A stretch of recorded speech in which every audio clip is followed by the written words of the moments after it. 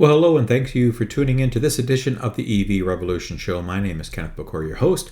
Appreciate you taking the time to tune in to look at this episode that I'm reviewing one of the new GM products from the Cadillac division, the 2026 VISTIQ Premium Luxury.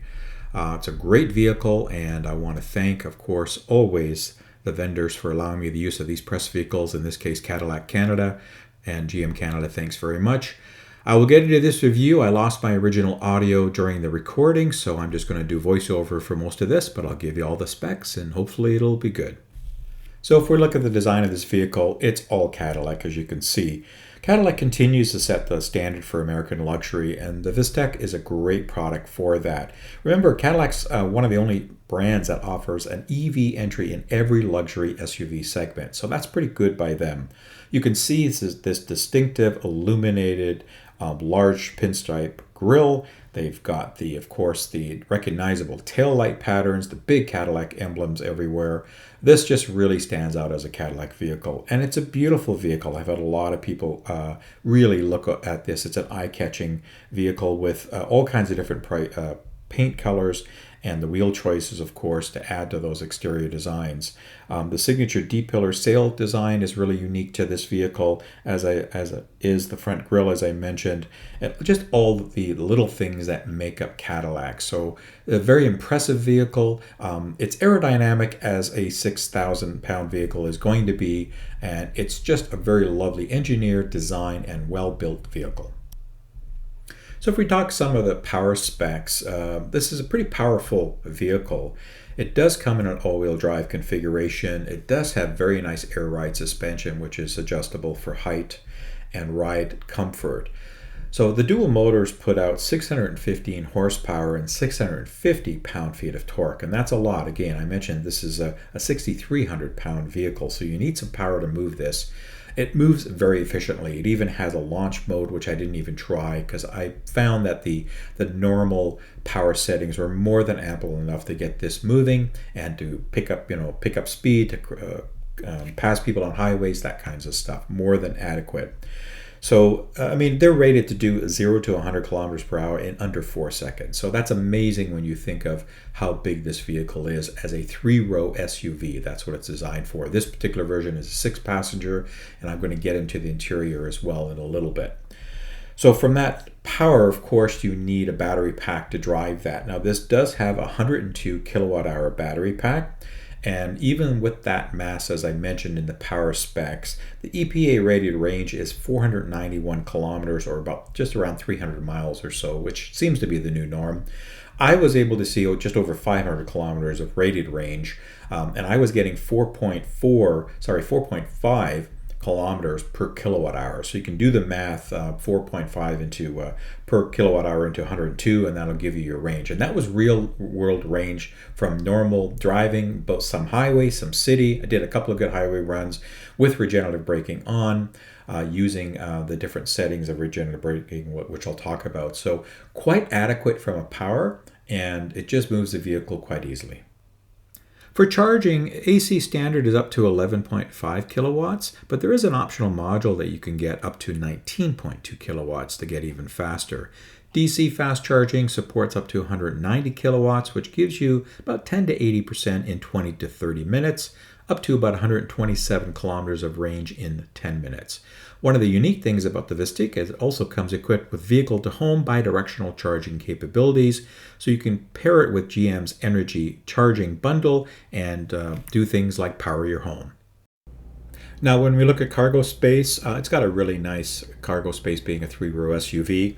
Behind the third row, you have 431 liters or 15.2 cubic feet. Drop the second row and you get 1,218 liters, 43 cubic feet.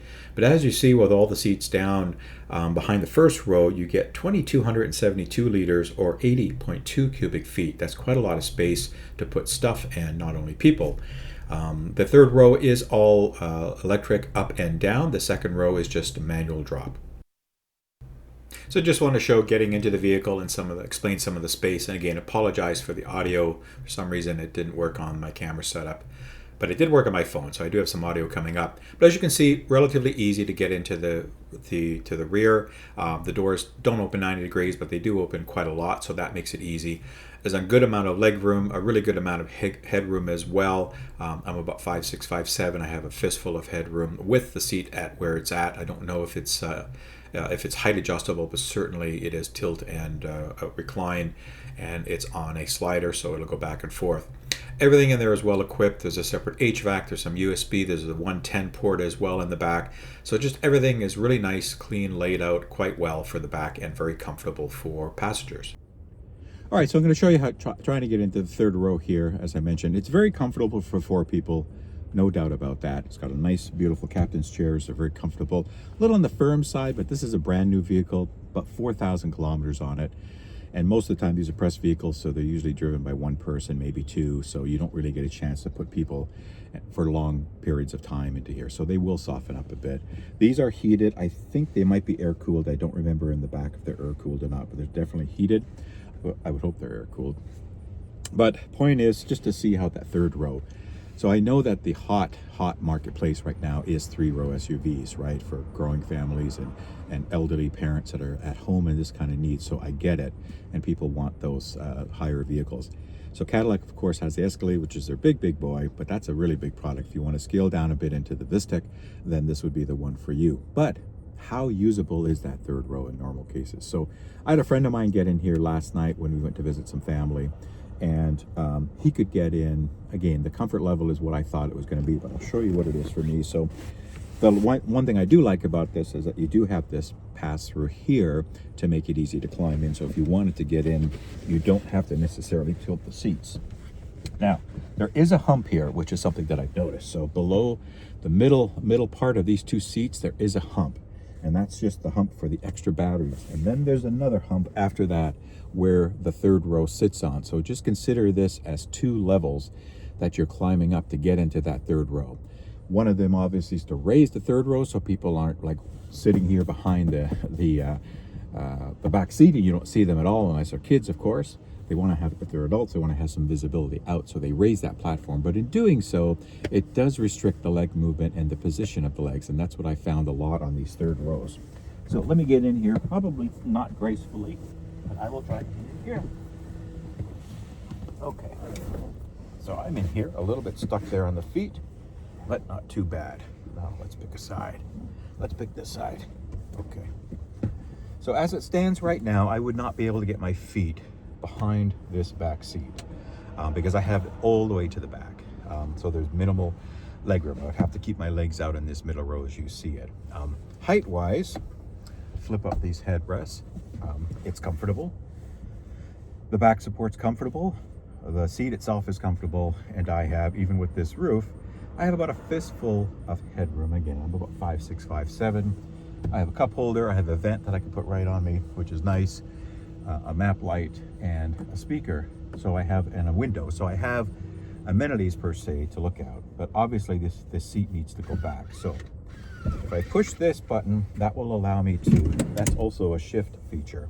So now I've put that seat forward, and if I bring it back, I think it's going to lock back into the original position that it was. So I won't lock it down, but I would have to have the seat about here to have some sort of comfort, like about a fist from the knee or something like that, in order to fill it in. And now there's still a good amount of leg room there, but it does tighten things up. So as I say to people, I always encourage you to check out these vehicles. Take your family, take whoever is going to be involved in riding in this vehicle that you're going to take around, if you can, or you try it out, and it'll give you some sort of sense of ergonomics, because that's the most important things. All these OEMs put specs on about leg room, width room, height room, chest room, arm room, all this kind of stuff. It means nothing unless you go and physically try it and sit it in. And I would 100% encourage anybody that's looking, especially for a 3-row SUV, because those third rows are always a hit and miss. This, I think, is decent. I think this is doable. It's certainly comfortable once you can get in. And the other aspect, as I mentioned as well, is because you've got this tiered flooring, you can see how high the back of my leg is. You know, most seats it's going to be down a little bit like this. But here you have to bring your knees up. And with my feet flat on the floor, my knees are relatively high, so I'm in a little bit of a squish position already. And for long trips, that's going to be bothersome. If it's a short hop, you can deal with it. So you'd have to move that seat out so I can put my legs down. Or if I'm the only one, I would put it into the middle so I can stretch out, because this is going to be uncomfortable for long periods of time. So these are the things you consider. Now, if it's kids and car seats, I believe that there are the safety anchor points here, so you'll have to verify that and check out the fit and finish to see if you can get your specific car seat set up and booster seat set up in these vehicles. You should be able to, because it's got a good amount of space. So again, I give Cadillac and I give General Motors a thumb up for producing a vehicle that has a usable and a working third row. It's a little bit challenging to figure out where you're going to get in and who you're going to put in it, but it does work. Is it ideal for adults? No. For children, I think it'll work fine, and for car seats, yes. But for medium to larger, tall height adults, and getting a little larger than I am, you get a couple back here, it could be uncomfortable for some time. But it will work in a pinch to give you the extra seat room that you may need for those family outings. And I just want to wrap this up because you folks know I'm always big about not only getting into the vehicle, but how the heck do you get out in an emergency if you have to. And with this button that I pressed here, so if I bring this seat back down, let me lock this back down. See if that locks down. I think I've screwed something up because I pushed the carpet out a bit here and it's catching on the seat. There we go. That is okay. Okay. So with the seat down and somebody exits, there is a button that you push. It pushes the seat forward and the rails push it forward. So now you have to try to squeeze out, if you want to, between the seat here and the door. And it's not too bad, as you can see. I'm able to get out of here with some effort, but I'm able to get out of here. There's a grab handle, so that helps. So I would give that a passing grade because I'm able to get out relatively quickly, and I'm not the most agile person in here either. So with some assistance, you'd be able to get somebody out relatively quickly. So thumbs up for that. So I just want to give you a quick tour of the front of the vehicle and the interior. As you can see, it's got the really nice materials again on those seats. These seats do have speakers built into the headrest, which is nice. We've seen that on the Lyriq and other Cadillac products. A very similar interior as far as design and aesthetics go across all the IQ lines. So good use of storage space here in the center console. You've got nice cup holders. The pad at the middle to do some menu controls if you don't want to take your eyes off the road and use that rotary dial to do some things. I personally never used it once, but it's one of those things if you want to use it. Nice big 33-inch curved display. This one has a heads-up display as well, which worked really well. Very unobtrusive and very actually helpful. Nice big panoramic roof. It's one of the biggest ones I've seen that actually opens and slides across. So nice visibility, nice use of materials, all around great comfort. So quickly giving my driving impressions on this vehicle. I mean, and that's where these vehicles shine from a Cadillac perspective. They're luxurious, they're very well appointed, lots of nice features and amenities in these vehicles. First, to start with the ride, this air suspension does a great job at keeping the vehicle smooth, as heavy as it is, and keeping everybody comfortable. Obviously, big bumps, it's going to throw it around a bit, but it even plows through speed bumps and those types of situations with relatively easy effort. It does have some ride height settings, so you can put it up a little bit higher or a little bit lower depending on your settings, but I've just left it at the normal driving mode and the normal power consumption mode, more like an eco mode if there is such a thing, with a little bit lighter acceleration. So it's been a great vehicle to drive around. I've had some family in this, we've done some errands back and forth to work, so just a pleasant experience. I'm doing about 120 here on the 401 series highways and keeping up with traffic, and as you can hear, it's not that loud.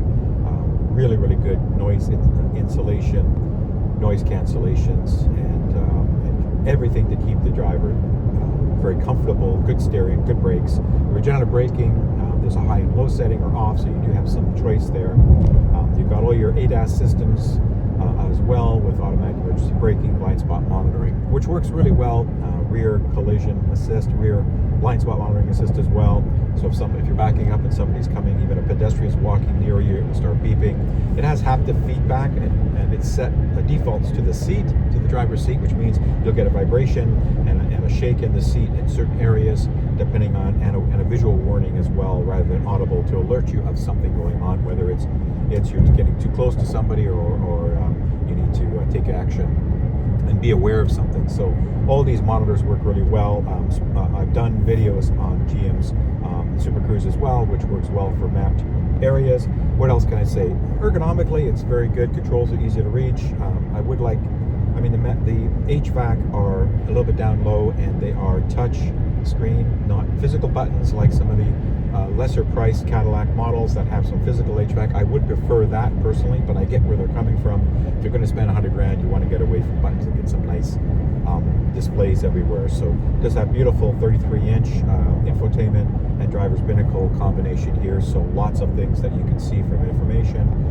So overall, an excellent driving experience, a very pleasant to be vehicle again to be in. Everything is comfortable, quiet, and very capable, as you would expect, and luxurious, of course, from a Cadillac. Right, so let me give you my overall thoughts on this, and of course include pricing. Now, this is not a cheap vehicle, at least in Canada.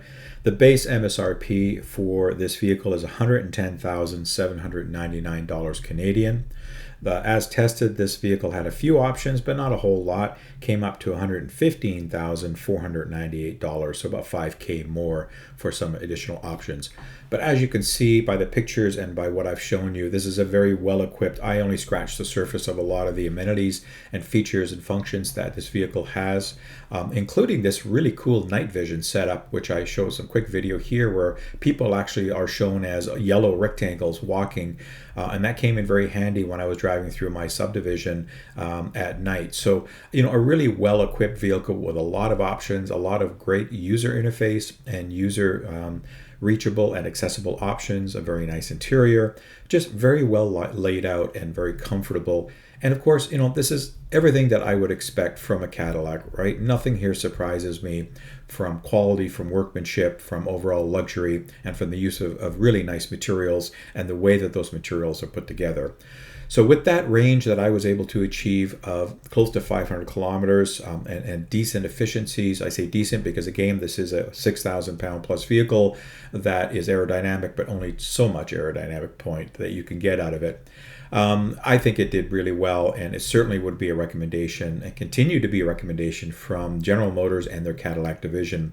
Using their EV battery platform, name as Ultium, and really pumping out some really nice vehicles. And if there's anything you folks can take away from this vehicle and so far the entire General Motors lineup of electrified platforms, is that they are outstanding vehicles. They really do a really good job of giving you a very practical vehicle that will work with the range and with the amenities and all the safety features and everything that they offer in a very, very nice package.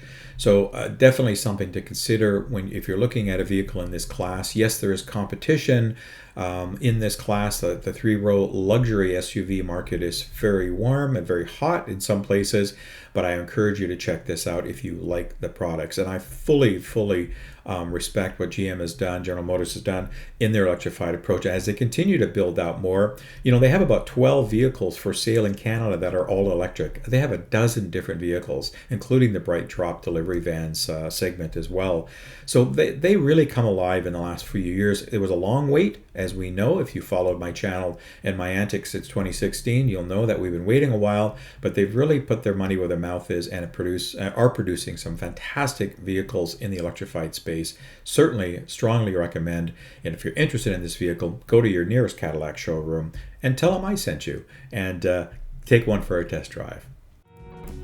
All right, just want to thank everybody again for tuning in to this edition of the EV Revolution Show, my look at the 2026 Cadillac VISTIQ. Premium luxury, a beautiful all-electric, and hope you found this video enjoyable. Thank you again very much to the OEM, this time Cadillac Canada and GM Canada, for the use of this press vehicle. Really appreciate it, and they treat me quite well at GM. If you need to reach me, I'd love to hear from you. You can check out my email or follow me on Twitter. I don't do a lot on Twitter. Email's the best. If you have one, I'd love to hear from you. Tell me about your experience on these vehicles. And if you have questions or comments, please put them in YouTube as well. Thanks very much, and everybody stay safe. Until the next time, I'll see you when I see you.